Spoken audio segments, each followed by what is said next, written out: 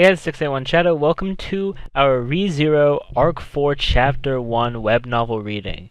And now, I know this is a bit different from the other videos that I've been doing for ReZero, but I'm forgetting if I either put it as a call out from Camtasia on the video or if I said it, but now I'm going to be reading these I'm going to be reading each chapter in one video entirely, just so I can catch up faster and and also kind of frees up my schedule once I'm caught up. So the only thing I really have to deal with, um, the only thing I have to be on top of for uploads will be UPC for now. So that'll help me out, and also it also will help me get ahead on help me get caught up on ReZero. So once we get caught up, then we'll just continue to do these once the chapters are finished being translated, since the translator does translate them in different parts. So there's 5 parts in this chapter, so we're gonna go through all of them in the video. And if you're not caught up to to Arc 4 Chapter 1, then you can do one of two things. Either you can go see my readings in the playlist down in the description below, or you can go on the website yourself and read them from there, and that link is also in the description down below. So last time we left off, Subaru was getting all ambitious to take on Gluttony to try to basically get Rem back, because Gluttony had taken everyone's memories of Rem as well as Rem's own memories, so she's just really a shell. So we can start reading on part 1. So let's scroll down here. So Arc 4, The Everlasting Covenant, Chapter 1, The Place They Return to. The gray gloom of the sky mirrored the state of Subaru's heart. In front of Crease's mansion, 6 dragon carriages lined up in a row. Those that fled with the Rosewall domain, the villages of Arlem, or so the place was called, were all loaded up. Only the final special carriage was reserved for Subaru and Amelia. The road will be long. So unlike the way here, they won't be riding with the children, since there's a mountain of things he has to say to Amelia, and he wasn't so insensitive as to let the children ride alongside her. I will become rather lonely. Silently gazing at the dragon carriages, Subaru heard a voice from behind them. Turning to see, it was Crucial looking at him, her long green hair caressed by the misty wind. She closed her eyes and reached her hand into Subaru's hair, mussing it up. It's not like anything will happen if I stay here. I feel bad to just keep sponging on your hospitality. To be honest, I should be taking some time to recover, but it can't be helped. Opening and closing his hands, Subaru thought about the state of his health and smiled awkwardly. Back then, it was to recover his health that he came to Crease's mansion in the first place. Rosewall had a hand in sending him here, and it still annoys him to see that Clown's wishes fulfilled so perfectly. As a master of principle, even if he fulfills any of that guy's wishes, it should be by continually stomping it. So that's a pretty interesting reveal, seeing as Rosewall was the one who really pushed the truce between Crease and Amelia for Subaru to get healed by Velis in Crease's mansion. So I feel like it's a pretty cool reveal. And if you don't remember, at least I'm still pretty sure it's still like this because of Gluttony, but Crease's own memories were taken by Gluttony. So Crease is not herself, but at least that's what I think. If it says that, then I'll correct myself. But we can keep on going here. Natsuki Subaru-sama, you know you're welcome to sponge here as long as you like, even though it's hard to say that out loud. Thank you for the offer, but while I want to, there's still a pile of loose ends I need to tie up. There's the White Whale, Sloth, and the whole deal with the Merchants Guild. Declining Crease's offer, Subaru shook his head. He was thinking of Julius and Anastasia. Out of the 3 factions that joined forces against the White Whale and Sloth, only Anastasia's purely benefited. Crease's camp, by slaying the White Whale, had accomplished a glorious feat 400 years in the making, but Crease's amnesia was a devastating blow. As for Subaru and Amelia's camp that defeated Sloth, the supposedly well-informed Rosewall's absence from it all doesn't bode well at all. So, That's pretty interesting. Rosewell's not in the picture at all. Like I know we haven't seen him, but like they really say he has not been in the picture. So I wonder what Rosewell is even doing. Like he may just be at the chilling at the mansion. He may just be somewhere. I don't even know where Rosewell could be. That's really interesting. That he's just not even like there, and this is the first time like they're mentioning him. He's really the first time they're mentioning him, Rosewell, along with Rosewell helping with the reveal of Rosewell helping Subaru getting healed and things like that. So in terms of casualties, although they didn't suffer heavy losses like Crease's camp, to Subaru his loss was far too great to bear. In comparison, only losing a portion of her mercenaries and supply trains, Anastasia's forces are almost completely intact. And even though she wasn't the main player in either battle, her forces made tremendous contributions with minimal losses, a highly profitable investment. While the damage to their forces only made the other two factions hesitate in publicizing their victories, it was not a concern for Anastasia.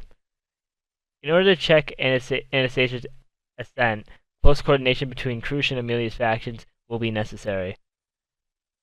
So basically what they're saying there, at least I think what they're saying there, is that in order for Anastasia to not become too popular because of the election, Crease and Amelia's factions have to stay stay in an alliance.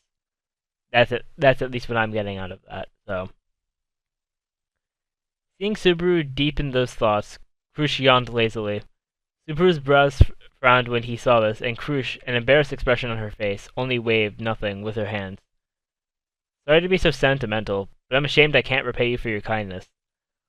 The one that repays favors right away are not worthy opponents. Don't worry about it when there's so much on your plate. Besides, we've received plenty in return already. Listening to Crease's courteous words, Subaru turned to look at the front of the special carriage. Compared to the others, it looked like an overly decorated high-class VIP dragon carriage, and the honor of pulling it goes to such an unambitious request. You want to treat this ground dragon to wounds to take care of her? I do owe this ground dragon a great deal. Even though it's only been a relatively short time, the number of times we rode into the brink of death is more than I can count. And I intend to face many more challenges together with her, so I won't consider Patrosh to be a toy. In that case, I have no need to worry. Okay, so Patrosh is better from the burn from getting burned after protecting Subaru in episode 25. So that's nice to see. That's definitely nice to see that Patrosh is better and all healed up and things like that. So the ground dragon Patrosh glanced at Subaru as he spoke, and then, as if rejecting his admiration, turned to Wilhelm. The old swordsman, who up to now had been checking the carriages before their departure, nodded at their conversation. Diana is the most difficult breed of ground dragons to please. To shield her master with her own body, Subaru must be quite adored by this ground dragon. Even though I don't remember much, before the battle with the white whale, I just decided to choose this one all of a sudden. It's true that they have a bond. This was more than fortunate, because if he picked any other ground dragon, whether it's the white whale or Beltagese, he would not have made it out alive anyway. Oh wow, I said that wrong. He would not have made it out alive. Anyway, I can no longer be satisfied by any other ground dragon besides you. Ah, seductive Patrosh. Touching the smooth texture of the side of Patrosh's stomach with the palm of his hand as to show off his affections, Subaru looked into Patrosh's rather pissed-off looking eyes. Oh, that's actually kind of funny. Subaru's overly intimate molestation, the ground dragon reacted with an expression of profound disgust from the bottom of its heart, and jerked her body as if trying to break Subaru's fingers. Ow! That's overreacting just to hide your embarrassment. Though with all that exercise wiping windows back in junior high, my fingers won't break so easily. The ground dragon is joking with you. Such amiable communication must be an indication of the unwavering trust between you two. Does that look like communication? It seemed to be just offering me my love one-sidedly and Patrosh rejecting me with her body language. That unspoken trust on the battlefield is woefully absent right now. Now it's just a sassy attitude, but in the end, even with the cold demeanor, Patrash allowed him to pet her. So, I actually didn't know that Patrash was a female. I've been under the impression that Patrash was a male, but now we know. So, time to go on to part 2. Now we're already 10 minutes recording. That's pretty cool. That this is gonna be rather longer, so it's not some short video like most of my videos are. All right, so time for part 2. Anyway, so I got my name into the credits for slaying the white whale, and then I saved Amelia by killing Sloth, and now I got my beloved ground dragon. The reward is quite nice, isn't it?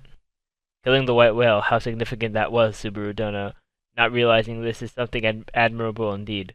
Perhaps one day the world will properly thank you for this great achievement. I look forward to that day. Yeah, I think so too. Wait, but wasn't I just running around the white whale's nose like bait all that time? To Subaru's not even humble words, Wilhelm looked on with a warm smile. His insides itching from the warmth, Subaru shook his head as if trying to get rid of that feeling. All that aside, I won't be seeing you for a while, Wilhelm-san. Please take care of your wound. Sorry I made you worry. It seems the distance is getting farther. The bleeding has stopped, but no matter what, the day when I fight alongside Subaru Dono again will come. Until then.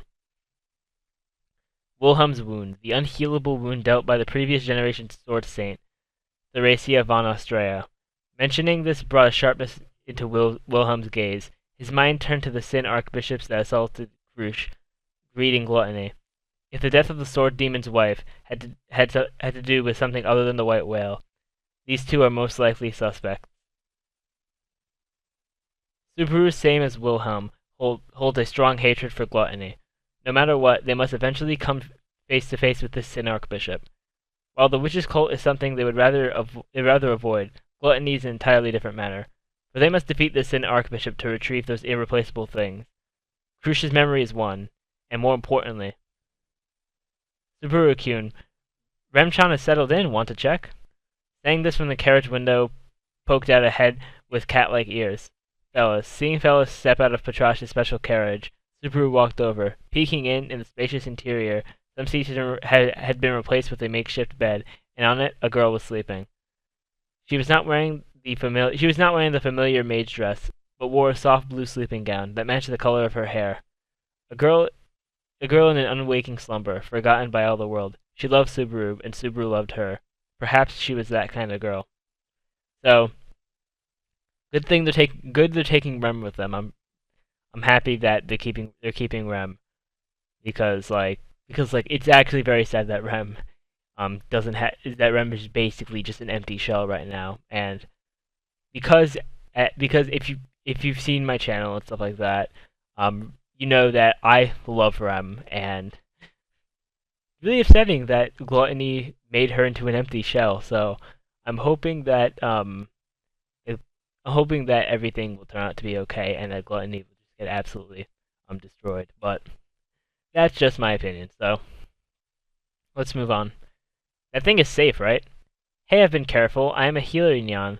Though Rem's physical wounds are already healed, she is no longer a patient, Nyan. Silently, Subaru gazed at her sleeping face. Fellus's words were brash, but this side of Fellus's face showed something different from the usual playfulness. Perhaps Fellus was feeling the pain of his own powerlessness, not in regards to Rem, but of Fellus's peerless master, Crease. You really want to bring her with you? Yes, I'll bring her with me. She won't get better by staying here. No, I didn't mean it's your fault. I know, Nyan. Subaru-kun isn't that mean, Nyan.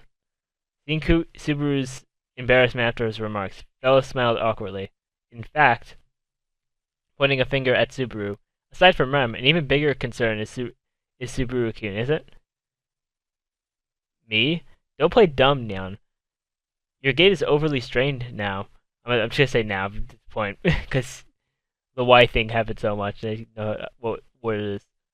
While healing you, I had to forcefully inject a large amount of mana through your gate. It could be a bit damaged now. Are you feeling weak or tired, physically and magically? At Fellus's question, Subaru turned his neck and shoulders, spinning around. He couldn't find anything wrong. He jumped a bit, and there seemed to be nothing to worry about. No problem, but the used parts and the unused parts are fine. Putting the gate aside, I don't usually use magic anyway. You're not a magic user after all. If it's Fellus would have to avoid using magic except in emergencies now. And that's good now. Seeing Subaru aloof to the critical condition of his health, Fellows gave up. With wide round eyes, Fellows looked around Subaru's neck, pulling at his collar. But no more straining yourself. Even though Fellows can squeeze out every toxin from Subaru-kun's body, if your gate shatters into 1,000 pieces, Fellows won't be able to fix it now. So take the time to properly recover it. About 2 months now. 2 months without magic. For a guy who didn't use magic for 17 years, it's nothing. Joking around after hearing the diagnostics. Come to think of it, Subaru hasn't even been in this world for 2 months. Even though from his perspective it was more like 4 months, it all feels like a very long time. Thinking about what happened to him since he came to this world, how hard would it be to finally rest for 2 months? He wasn't sure himself. And although I do always manage to get myself caught up in some disaster. Wait, did I just trigger a flag? I think I heard the sound effect. Too bad. Fellows is no expert on treating brain problems now. Subaru apparently appalled by his own remarks. Fellows looked at him rather disinterestedly. Affected by this reaction, Subaru decided this conversation should be coming to an end. After some thought, he reached his hand out to Fellows. Now? No, I really should thank you for everything you've done to help me, for healing me, and when we're against the White Whale and Sloth, if it weren't for you, it would have all been a mess. And for Rem, thank you. So, I'm just glad everything's turning around now, cause Subaru and Fellows were not too happy with each other when they were having the meeting in Interlude 3, and Fellows was like, "Oh yeah, let's just break the alliance." Subaru and Wilhelm were like, "No, we should not break the alliance." They're all like really pissed off at each other, and now, I'm glad that they're back to how they were before. Now, you don't seem to be mocking me now, so be it. Ooh, my ability has activated. Stay calm. A clumsy expression of thanks, but Fellows seemed to like it. In any case, his feelings got through. Fellows held onto the outreached hand, and they shook. Such soft, slender fingers. I can't imagine what you'd be like with masculine hands. On the cute and perfect Fellows, wouldn't that be too disappointing now? Be it body, hair, or skin, everything on Fellows is all natural now. Fellows raising a hand with pride, Subaru caught a glimpse of the impeccable white legs under Fellows' skirt. Taking in the sheer beauty of its form, Subaru's shoulders dropped dejectedly. But he's a guy. Oh, that's great. Yep. Fellows is a man in body and soul now. How do you get so smug about it? Which part of that is like a man? Dressed like a beautiful girl, calling Fellows a man is just too much. Although Subaru isn't traditional or anything, even he knows Fellows' behavior is the opposite of what would be called manly. Against Subaru's question, Fellows placed a finger on the corner of those lips, with a charming shake of the waist. Because, Crease-sama said, this suits Fellows. What I am, and this most suits the radiance of Fellows' soul. Crease-sama's words. Fellows shall repay him with everything that I am. But the current Crease doesn't know this, but Subaru held his words back. Even if he doesn't say it, Fellows already knows, and if he does say it, it will only hurt. Subaru, more than anyone, would hate to do this. If someone talked about Rem, Subaru would be just as agitated. Perhaps Fellows knew this well. No matter what becomes of the House of Carson. Suddenly the voice struck Subaru's eardrums. Quiet, cold, a voice of frozen emotion. Who that voice belonged to? If he heard it now, it would still give him pause. Head lowered, Fellows' expression is hidden behind the hair of his forehead, impossible to see. In this way, Fellows held tight onto Subaru's hand. Only Crease-sama, I will protect with my life. Fellows? That is why. In front of the dumbfounded Subaru, Fellows' head slightly lifted, smiling with a jubilant voice, but compared to those playful, mischievous eyes Subaru was so used to seeing in this instant, it appeared as if those eyes were lying.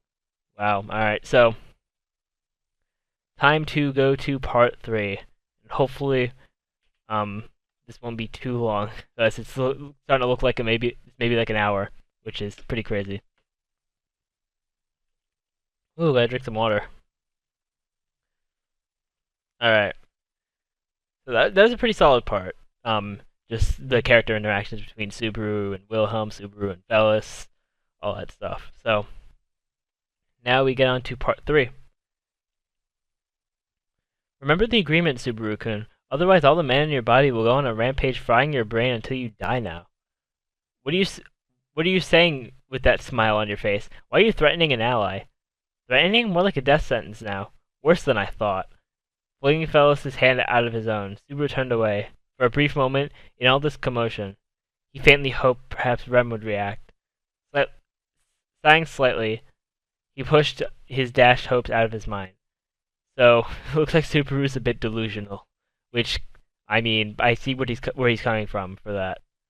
Which, because he loves Rem, and he wants Rem to be there, but Rem's there, but not there at the same time, because he's just like a shell. Because, like, all the memories of her are gone. Ah, Subaru, is Rem-san's bed prepared? Yep, fella set it up perfectly. Behold, this is me and Petrash's great circus combo. We'll show you something even the great Kinoshita circus wouldn't be able to show you. Even though I don't know what you're talking about, I got a bad feeling about this. Let's not do the great circus. The sky, it's too unfortunate. Oh, what's this sneeze coming on mid-recording? Alright, I think it went away. The sky, it's too unfortunate, but my heart has already been beating up and down expectant of Amelia Ton's misattribution of arousal. Subaru called it, in the speeding carriage my life is in danger. Could this increase in heartbeat be love? Self-directed battle pain. A self-directed battle plan. But to hear Amelia say Remsan, a piercing pain of unfathomable degree lingered in Subaru's heart, refusing to disappear. For an instant, Amelia's eyes caught onto Subaru's mouth, which had suddenly stopped moving. But before her words came out, Velis came up behind Subaru. Well, the dragon carriage is prepared now. Sorry it took so long now. It's sad to say goodbye. Cruise-sama, anything to say? And yes. Velis went to Cruish's side. Subaru went to Amelia's. Taking them both within her sight, Cruise took a deep breath and placed a hand in front of her chest. First, though I have said it many times before, you have my deepest gratitude. Even though I can no longer remember, I know that before I lost my memory, I wanted us to cooperate, and to be friends. I thank you once again. No, Cruise-sama, there's nothing to thank me for. These days I've only been kept in the dark and left out of everything. And it's true Amelia Ton didn't do anything. But I have handled everything, so don't worry. After all, my achievements are my Amelia Ton's achievements too. Seeing Amelia shriveling in embarrassment, Subaru pounded his chest proclaiming this. Stealing a glance at Subaru, Amelia nodded slightly. Thank you, Subaru. Even though I don't remember becoming your Amelia. My battle plan to subconsciously inject impression of a romantic relationship into third-party listeners has been seen through? Subaru's a clown. Man. Subaru's such a clown. Because I was listening carefully? Oh, sorry about that. All of the air pressure deflating from his chest, Subaru sank down, and Amelia apologized to Cruise, who was quietly observing their amiable exchange. No, the relationship between you two seemed wonderful. I must quickly return to the way I was with Velis and Wilhelm. Velis will always be open to Cruise-sama, in both body and soul now. Velis, covering his cheeks with both hands, swerved left and right. While Velis was swerving like an octopus behind her, Subaru seemed to accept it as it is, with a warm, even feminish smile emerging from her face. We will meet again very soon. I think, Amelia-sama and Subaru-sama. I wish we would forever be friends. That was not a lie. It must have been her true thoughts. Subaru thought this. Despite losing her memory, she did not lose the nobility of her heart. Honesty illuminates her conduct. False flattery and lies are not compatible with that. Perhaps because that came through so clearly, Amelia's eyes opened wide with surprise, her lips trembly fainting. I am for Cruise-sama. I am an opposing candidate. The alliance. One day it will return to competition between us. And that is true. With Amelia-sama as an opponent, I will take care not to fall behind, so I will do my best as well. And even without that, I am a half-elf, with silver hair. Doesn't it scare you? Emilia-tan, that's... She didn't need to ask that, Subaru thought, trying to stop her. Seeing the desperate determination on the side of Emilia's face, he knew this conversation mustn't continue. Emilia was serious in asking that question. The emotional part of her knows that she should never bring up her identity lightly. Above all, to bring it up in front of Krush Karsten, Subaru knew, to let this continue would be. The soul determines the value of its own existence. For myself and for others as well, to live with the soul's full radiance, unashamed, is the way we should live. Okay, so why do I feel like there's so many emotional problems in this show? Real talk though, Subaru had that depression episode. Emilia always gets anxiety from being a half elf. Rem sees a lot of pride, has a lot of pride in her sister. Too much pride in her sister. I don't understand, but to move on here. Somehow it feels like I've said this many times before. How should I say it, now that I've listened to myself? That was pretty sophisticated, wasn't it? Krush covered her mouth and couldn't hold in her laugh. Hearing this, Emilia stood dumbfounded and did not say a word. Emilia-sama, are you ashamed of the way you carry out your life? I'm not. Even if everyone around me thinks so. As long as I am not hated by myself, I can carry on and live this way. If so, then you don't regret anything. Improve yourself, try your hardest, and stay true to the self you deserve. You have a beautiful soul. Smiling, Krush extended the hand in front of her chest towards Emilia. To get to know you, I am happy. Fear? Not a single bit. So Krush, despite Krush's memories being gone, she's still such a strong woman as she was with them. So it's great to see that despite the memories being taken, she still retained some of her traits. Biting her lips, Emilia carved these words into her memory, her chest hurting with emotion. She gazed at the outstretched hand. Krush patiently waited for her. Then Emilia's fingers met the palm of Krush's hand, and they exchanged a handshake softly. No matter what, I expect we will meet again soon. But me too. This time, I should stand tall in front of Krush-sama, shouldn't I? Until then, I wish you the best of health. This way, the two fellow candidates of the royal selection, their promise to each do their best, was sealed. Looking on from the side, Subaru's heart swelled with the sense of accomplishment. That was one of the goals of Subaru's struggle after struggle. Even though in the end it's impossible for everything to be perfect. After everything we accomplished, why do I still have the sad expression on my face? I don't want to blame it on you. I don't. Glancing towards the dragon carriage, appearing in Subaru's eyes was the girl sleeping inside. In such a happy occasion, Rem would not forgive me like this. Rem wouldn't want to. I'm so selfish, aren't I? Natsuki Subaru-sama, please take care. I will look forward to your future activity and her recovery. Much more activity from me. I don't think that's a good idea. To be honest, I'm kind of the guy that runs around trying to do everything as the last resort and still ends up being completely useless. About Rem, Miss Krush is not an outsider. No matter what, she'll recover, I promise. She will.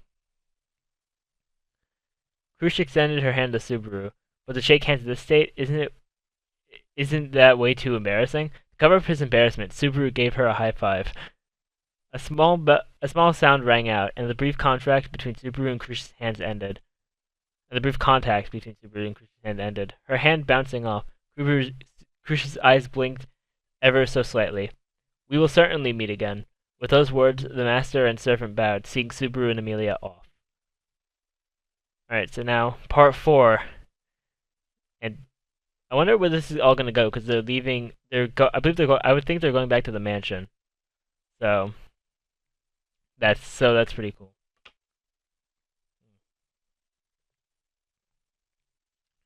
Alright.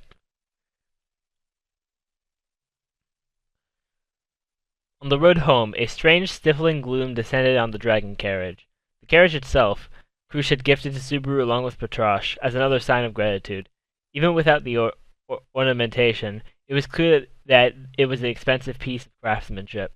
But the softness of the seats to the glamour of the interior, everything felt a bit excessive. The spacious interior could fit 10 people and still have room left over.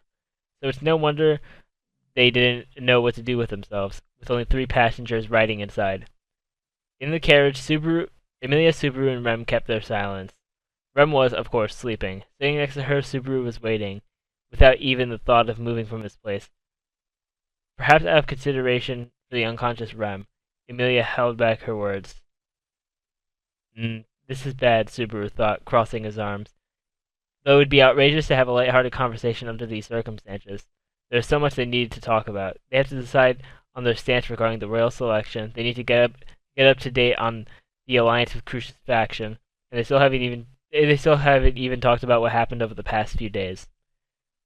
Then there was Rem. How would she be taken care of at the mansion if no one but Subaru remembers her?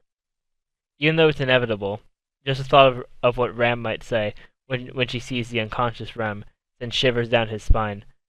I know you're worried, but right now I feel the atmosphere might have been better if the kids were riding with us. Of course, the children are also in the entourage heading back to Rosewall's domain, but they are riding with their parents right now. If they asked about Rem, it would be difficult to explain, and what if the villagers think it's a disease? Unfortunately, the result is the current silence. So I feel like Emilia wants the children to be with them, but it seems like it's better for the it seems like the what is it? It seems like it's better for the children to not be there because of Rem and people being paranoid from the village. So they're just gonna. So that's why they separated themselves. So I don't know what, but can't you two think of something to talk about? Oh no, I skipped a line. What to do now? It is unusual for Subaru to feel so restrained. He looked up at the ceiling, thinking, I don't know what, but can't you two think of something to talk about? I can't take this awkward silence anymore. What are you saying? Sneaking in out of the blue. Wait, were you there all along? That's rude. Of course I was here. Do you remember the conditions under which I agreed to help you out? Otto said that in an over-exaggerated way, sticking his head into the carriage from the opening in front, sending a bit of spittle flying along with his voice. Otto was the one driving the carriage, sitting outside the driver's seat. He stuck his head through the hole connecting the carriage's interior just to comment on the quietness inside the carriage. Okay, I think if I remember correctly, Otto was the one who was that one like guy that one merchant guy that they captured, and then he started helping them. At Otto's objection, Subaru tilted his head and nodded while muttering, "Ah. I remember, right. I remember you asked me to help you meet Rosewall, right? But what can I say? What is it? Well, if you're just chasing after guys, it's one thing. But when the guy is Rosewall, I'm straight, by the way, and I already have Emilia, so please don't come after me."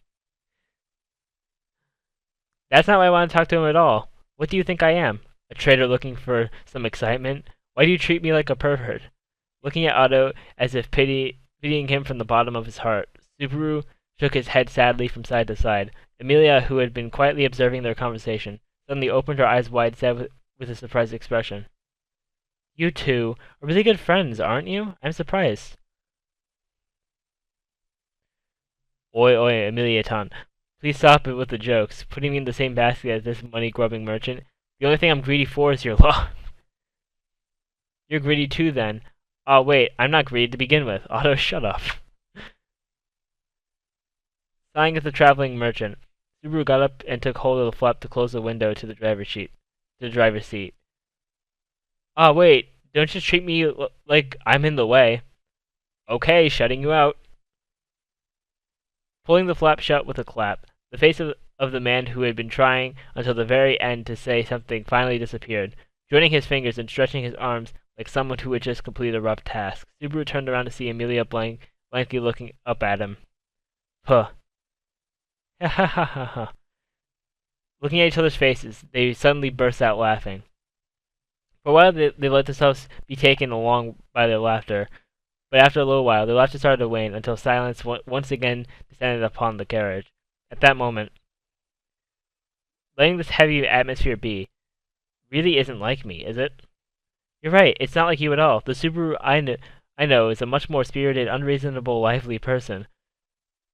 So much that so much so that no matter what I'm feeling at the moment, he completely blows all my bad feelings away. I feel like that could also be translated into an airhead who can't read the mood. In any case, Otto being there had actually cleared up the mood tremendously. Thanking Otto for this would probably make him angry, but nevertheless, Subaru thanked him in his mind while getting up and sitting down next to Amelia as if it were the most natural thing in the world. Seeing this put a weary smile on Amelia's face. You always just naturally sit next to me, huh, Subaru? Well, it's natural for someone to want to sit next to the girl they like, so I want to sit as close as I can and breathe the same air as you. Geez, the first half of that sentence was embarrassing, and somehow the second half of that sentence gave off a really bad feeling. Being hit straight with an earnest confession of being hit straight with an earnest confession of love made Amelia's face turn red, but the pervertedness of the second half made her scowl. Leaning his head towards her at the reaction, Subaru said, I was just trying to act like I always do, you know. Come to think of it, I guess you've always been like this. It's because you're like this that I'm never able to just take in what you're saying. As Amelia looked at him, her voice turned into a quiet mumble, then faded completely. Subaru scratched his head, considering whether or not he should pick up the conversation. Guys just can't mentally handle being straightforward, and not pretending to be kidding around when it comes to this sort of thing. Me loving Ameliaton, me looking at Ameliaton in a perverted way, and me wanting to help Ameliaton are all my true, honest feelings. You can believe that, you know. I believe it. Believing and accepting it are two different things. That's fine with me, believe me, and I'll work hard until you accept my feelings. Thinking about it again, that was a pretty aggressive proclamation. In fact, hearing that from Subaru, Amelia's face was blushing. Fighting hard to remain unflustered, her cheeks and ears already turned so red that her expression couldn't keep up. She must never have had anyone confess their unconditional fondness for her before. Of course, Subaru, the one trying to hit on her, didn't have any experience either, so his face was also completely red. That's hilarious. Even so, rather than just walking on a downcast expression, this is more like me, right, Rem? Just now, did you say something? I was thinking how nice it would be to lift up your hair so I could stare at your neck pervertedly. Right there, you're trying to distract me again. You care a lot about Rem-san, do you? Subaru's still trying to wisecrack his way out. Emilia's incisive words blocked his escape. Accepting defeat, Subaru smiled bitterly and turned towards Rem, still sleeping on the bed. I do, yes, immensely. I care about her. I'm always thinking I must do something, and I think, and I want to keep on thinking, even though I wanted Emilia-tan to be the first in my thoughts. This can't be ranked. I'm sorry. I'm not a bad child that'll get angry and throw a tantrum. I won't get angry about something so important. I can tell just by looking. She's very important to Subaru. Like Subaru, Emilia turned her narrowed gaze to Rem in her sleep. Her lips trembled. Then after a short moment of hesitation, she asked, You like her, don't you? I like her. I love her. I love her as much as I love you. I don't know how I feel about this, but Subaru, are you the kind of guy that flirts around? I thought I was supposed to be a pretty faithful guy, but having someone so devoted to you is a guy whose heart isn't moved by that. I don't think I could have a drop of blood or tear in him. Thinking back to the loops over the past few days, he remembered how many times he had received Rem's unconditional love. Receiving it all, how could his heart not move? By the time he noticed, her existence inside his heart had already grown too far large to ignore. Even though you told me that you love me. Just to make it clear, I love Rem a lot, but Rem still loves me way more, you know? She's completely fallen head over heels for me, and I seriously can't understand why. Hugging his shoulders, he wondered how she could love him so selflessly. To be loved this much by a girl like Rem, was he really worth it? He still couldn't help but wonder why. But even so, as the man she fell for, the very least he could do is try to live up to what she sees in him. Seeing Subaru's downcast self-appraisal, Emilia's lips relaxed. I think I understand her. Huh?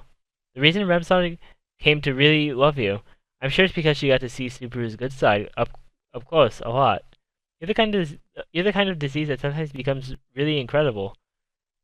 and does some really incredible things. A disease? I can't actually deny that.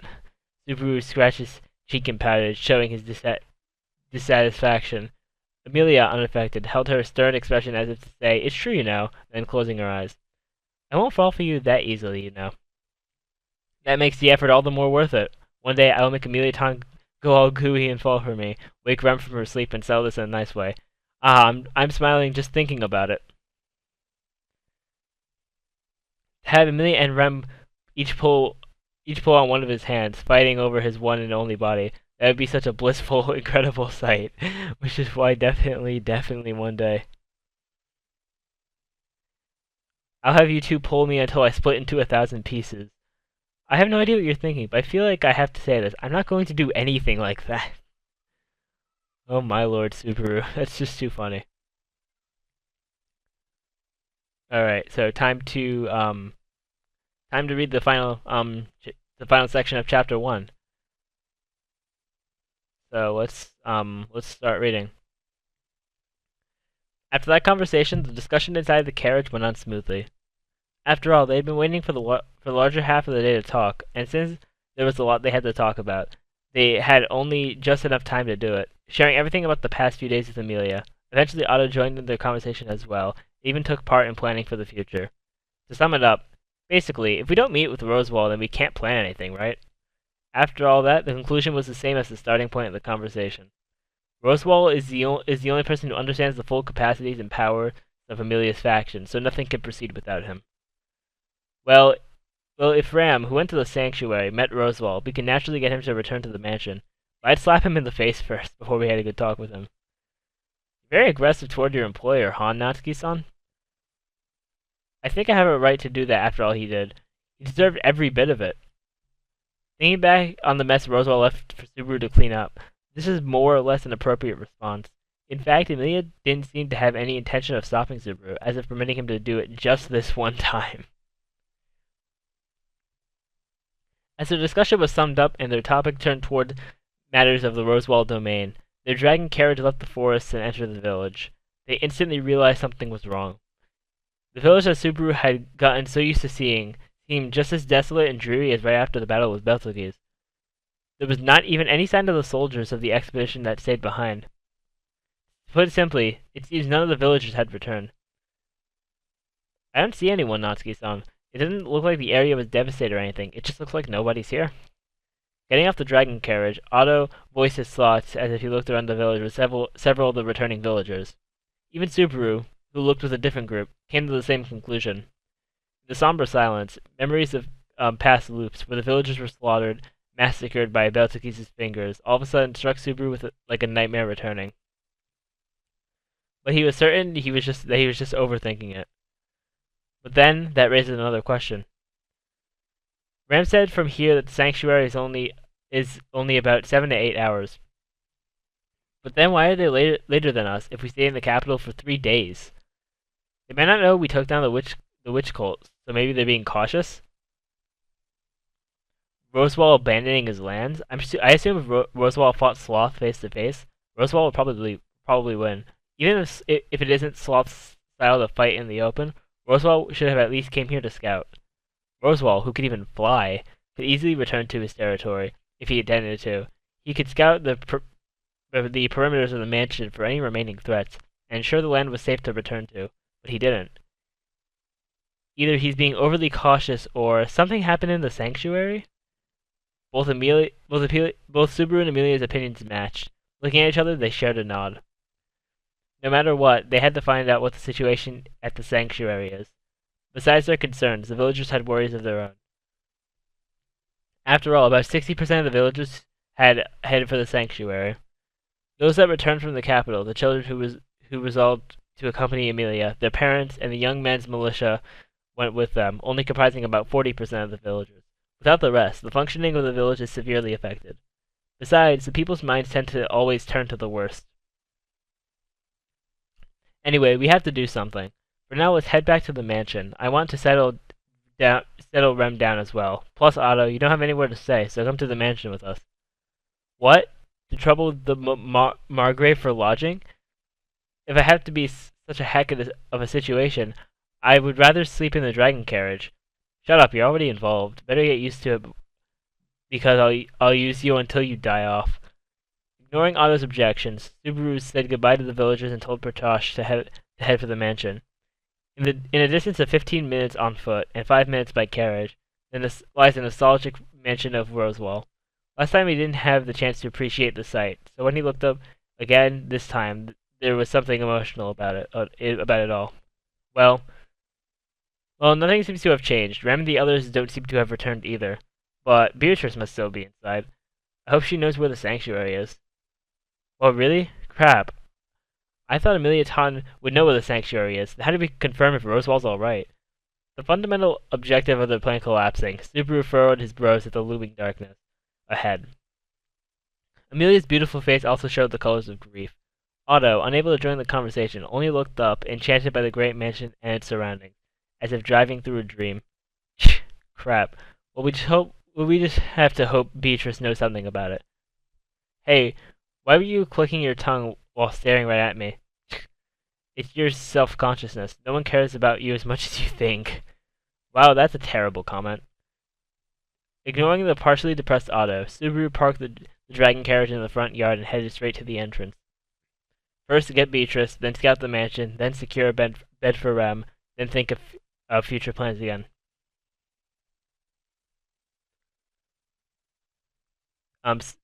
Then I'm back, Rosewall Mansion. Here comes my nostalgic Saying that, pushing open the grand door, Subaru's voice clogged up, because what greeted him was a completely different sight than he expected. The entrance hall with gorgeous carpets, and the corners of the stairs leading to the upper floors were expensive-looking vases with colorful flowers. From the ceiling hung beautiful crystal lamps that could be the chandeliers of this parallel world. The familiar entrance hall was very much different from what he expected. Instead of what he expected, it's not even vandalized, it's actually arranged. The mats were straightened nicely without a single crease, and the flowers of the vases in the corners of the stairs were blooming vibrantly. The chandeliers were delicately taken care of, and were shining graciously, even more than usual. Stunned by the surreal scene, Subaru lost his words and stood still. Because of his amazement, his reactions were all too slow. Who is it? A small, weak, almost inaudible sound. Subaru frantically shot his gaze toward its direction. When he noticed the shadow, it was already too late. Subaru saw it from behind, as if eclipsing the moon. The shadow engulfed him whole. In that shadow, a mouth filled with white fangs, as if of a beast, were clear in the back of his eyes. And in the next moment, before he could even realize, Subaru's consciousness and his world had been dragged into darkness. So, that is the end of Arc 4, Chapter 1. And that's pretty crazy. I think Subaru may have died, and that may be gluttony at the same time. So I don't know what that is. So let me know what you thought of this chapter and possible predictions in the comment section below. Try not to spoil anything for me since I haven't read beyond this point yet. Thank you all for watching. Remember to rate, comment, subscribe, and share this video, and I will see you all next time.